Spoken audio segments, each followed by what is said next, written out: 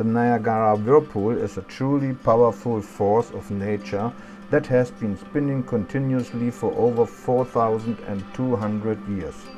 At this point, the Niagara River bends 90 degrees, creating this impressive whirlpool.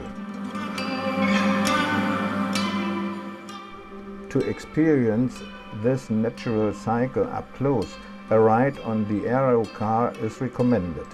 This historical aerial tramway crosses the whirlpool basin at a height of up to 86 meters, offering breathtaking views of the raging water.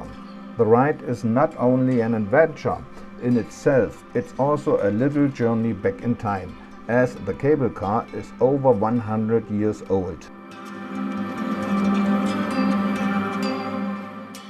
About 10 kilometers south of the falls, there is another attraction worth visiting, the Floral Clock.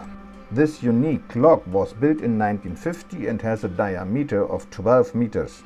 Twice a year it is replanted with over 15,000 plants and flowers, with a new design created each time.